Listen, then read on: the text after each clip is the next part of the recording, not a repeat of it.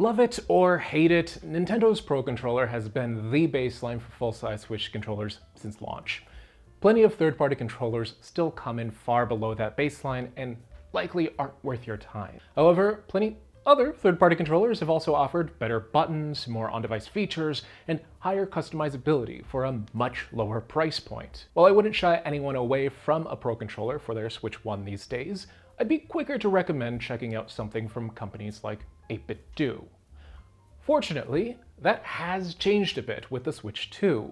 The Pro Controller 2 raises the baseline for Switch controllers in a notable way. With a fresh design and button feel, it's a clear demonstration that Nintendo's paid attention to third-party controller trends. The main question is whether that'll be enough to recommend over other options. At first glance, you'd be forgiven if you assume that the Pro 2 is just the original controller with a new two-tone color scheme. In fact, the overall design looks so similar on the box that I hesitated to consider it worth revisiting.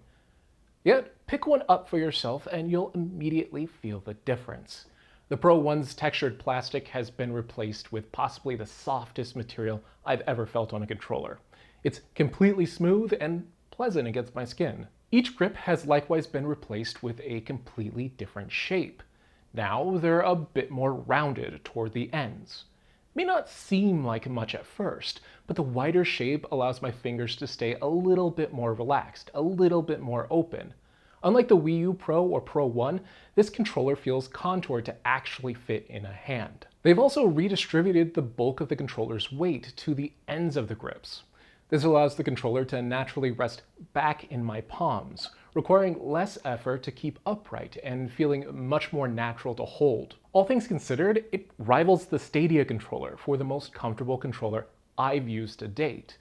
I'd love to see more manufacturers adopt its design. Of course, the shape's not the only update. It now finally comes with a 3.5mm jack for audio.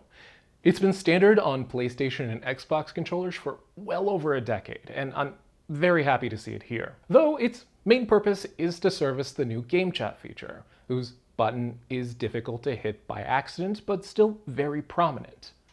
For the folks that find game chat useful, that'll make the Pro 2 much more convenient than other controllers currently on the market. Each of the other face buttons were included on the Pro 1, but have received small tweaks. Both the action buttons and D-pad are slightly lower profile with much weightier feedback than before.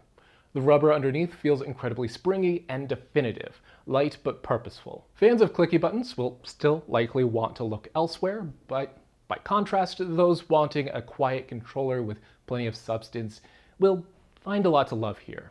The shoulders and triggers aren't quite as special. They're fairly similar to the Pro 1 and feel naturally springy. They work great, but I can't help but wish for analog triggers here. Sure, a majority of Switch games don't use analog input, but providing the option would likely lead to more adoption and interesting use cases. My best guess is the analog triggers would have been too complex to fit in Joy-Con 2s. If a feature can't be added to the default controllers, including them here could risk fracturing official control schemes. I could understand that logic. It just doesn't feel very pro these days. Fortunately, Nintendo clawed back a few points with one of the best implementations of grip buttons I've seen yet.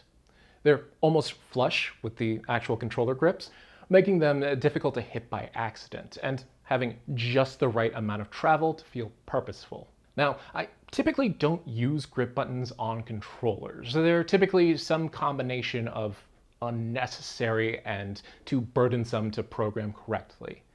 Yet I've found myself using these buttons a bit more than usual, just because they have good software to back them up. Other respectable controllers typically have a button combination or hardware switch on the controller to change the grip assignment. It typically functions well, but takes a bit of memorization to work correctly. Here, Nintendo's placed the mapping in the quick menu. I just select the button to remap, select the input to use, and I'm done. It's fast and allows me to swap on the fly with little thought. I really dig this method, and I'm hoping to see its use from third-party controllers going forward. That excellent implementation might even be enough to ignore the weakest part of the controller, the sticks. It's not that they're bad, it's just that they don't quite have the features I've loved on other controllers. Of course, many folks will hear that and immediately jump to, he's talking about the sticks being potentiometer based instead of being Hall effect or TMR. And no, honestly, potentiometers are a good thing here. Given the number of controllers I own, I'm firmly in the camp of fear of drifting being overblown. For the most part, if you take good care of your controllers and do your best to make sure nothing gets below the stick guard, you're golden.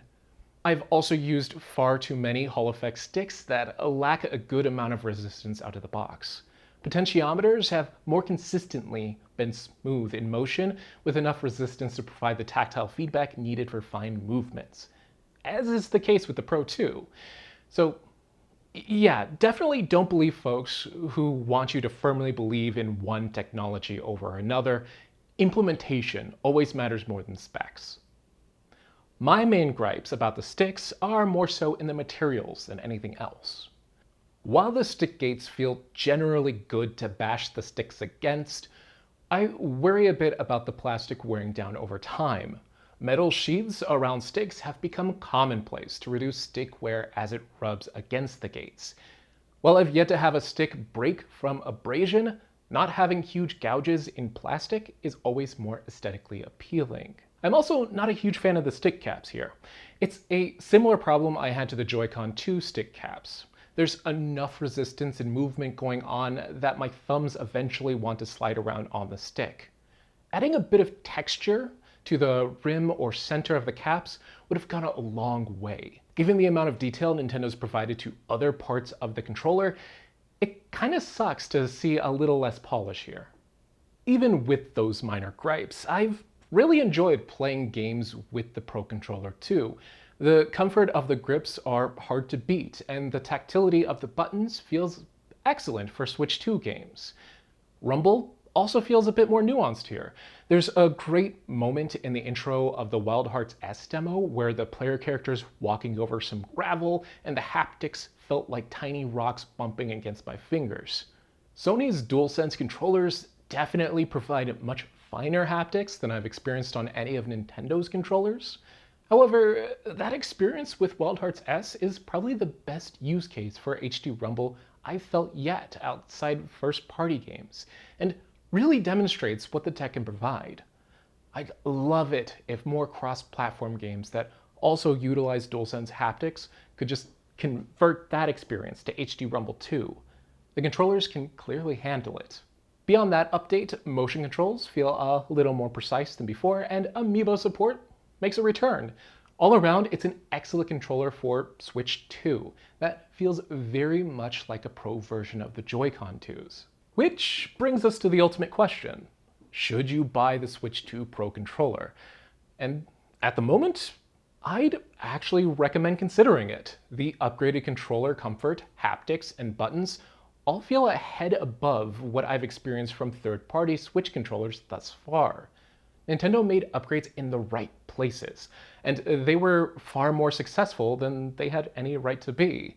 The price tag will likely be the issue for most folks. At $85, it's at the higher end of standard controllers, no matter how you shake it.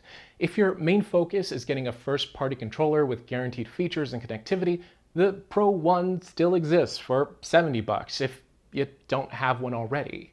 Third-party manufacturers like 8BitDo will also easily sell you a great controller for $25 less. They might have less detailed rumble, lack Amiibo support, and be slightly less comfortable, but they're also fantastic controllers in their own right, with various modern conveniences, like TMR sticks, support for other platforms, and additional color schemes. Heck, you could even buy an adapter to use any other random Bluetooth controller you have with the Switch 2. Again, you might get fewer platform-specific features, but it'll be more than enough if your goal is to just have comfortable controls. Even still, I wouldn't say any of those other options are necessarily better than the Pro 2. They may offer specific features, mechanics, or materials not found in Nintendo's controllers, but the Pro 2's overall offering is fairly compelling. If third-party manufacturers want to beat it, they'll have to do more than compete on price. Those are my thoughts, though. Now I'd like to know yours. Have you picked up a Switch 2 Pro controller and have thoughts of your own? Or are you considering buying one and have additional questions? Let me know down in the comments. As always, if you found this video helpful or informative, go ahead and give it a like to let me know, and then get subscribed for more controller reviews in the future. If you like this video, you might also want to check out our videos on the NSO GameCube controller or Joy-Con 2s.